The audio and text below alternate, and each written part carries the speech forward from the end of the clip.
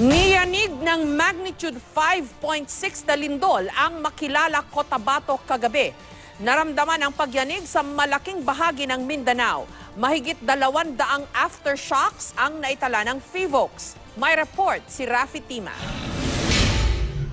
Kuha ito sa loob ng hotel sa Cotabato City pasado alas 8 kagabi. Tahimik at wala na halos tao sa labi ng biglang nabulabog sila ng pagyanig. Napatalon sa front desk ang isang empleyado habang napatakbo naman ang kanyang mga kasama. Hanggang kanina, nakadama pa ng mga aftershock sa lugar. Kaya ang mga pasyente sa isang ospital, inilipat muna sa covered court. May mga nakabantay naman sa kanilang doktor at nurse. Nagkabitak pa sa City Hall dahil sa pagyanig. Sa bayan ng Mlang, may naglaglagang mga paninda mula sa estante ng isang grocery store. Nagkabitak din sa isang paaralan sa bayan ng Magpet. Hanggang sa Magsaysay, Davao del Sur, dama ang lakas ng lindol. Nasira ang kisame ng ilang silid-aralan. May nagbagsakan mga computer. Nabasag din ang ilang laboratory equipment at nagbagsakan ng mga libro sa isang paaralan.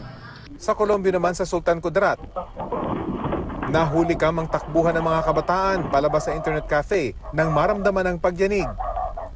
Dama rin ito hanggang sa Tacurong City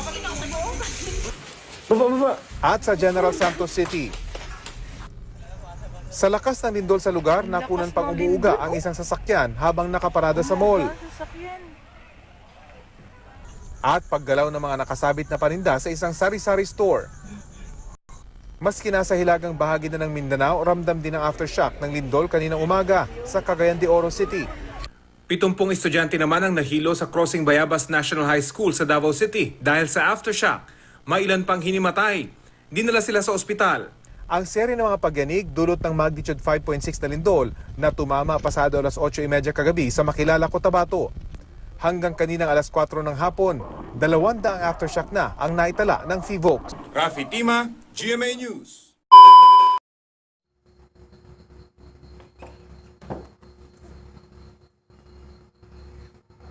Hello guys! Sa ilalim pa ako ng upuan. Kasalukuyan ko nakakaraw ng lindol. Sabi nila, magnitude 5.3 daw. 5.6 na lindol. Tago tayo.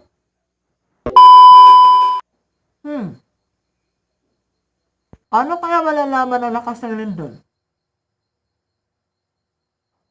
Aha! Alam ko na. Gagawa tayo ng improvise seismograph. Ha?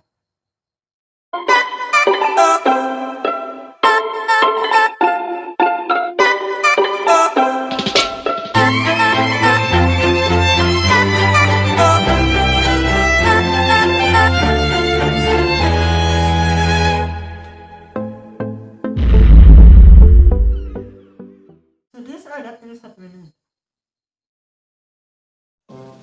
Styrofoam.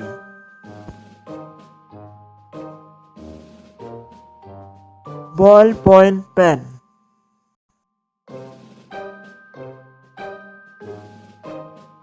Stick.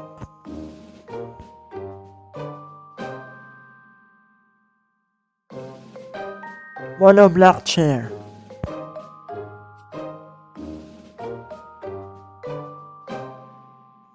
Shoelace.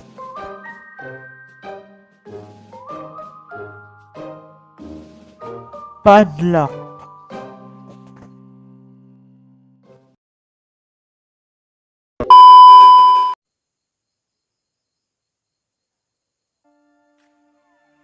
So now guys, we are going to insert this button or this pen inside the styrofoam.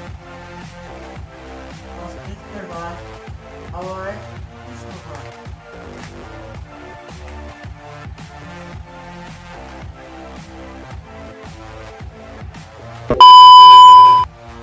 That's our shoelace.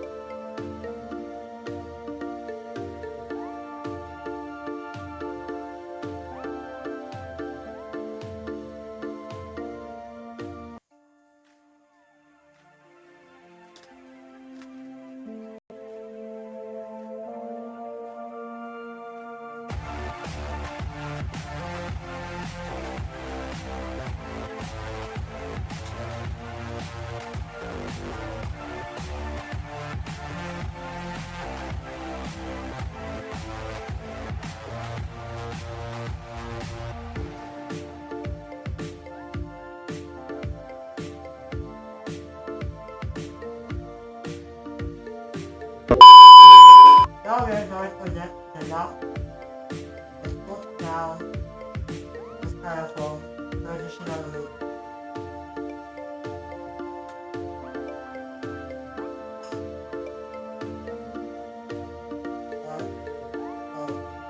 You have your seismograph now.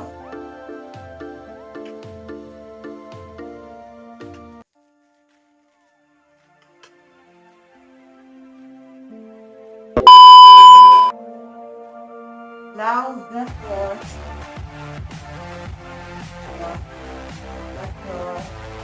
two water now.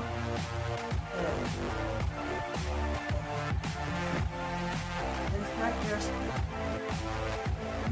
two water block chair.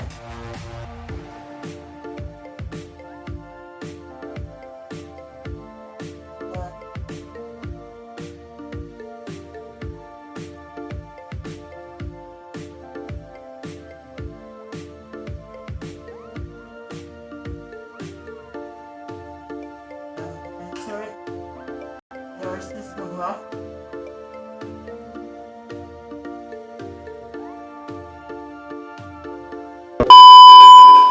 Then get the clean white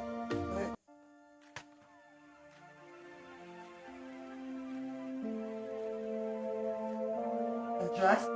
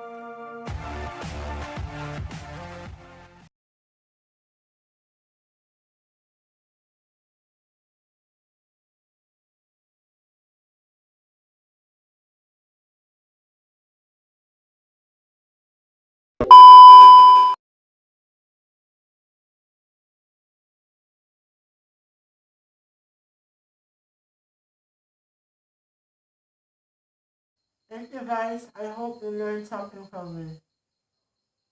Like and share this video. Thank you. Bye.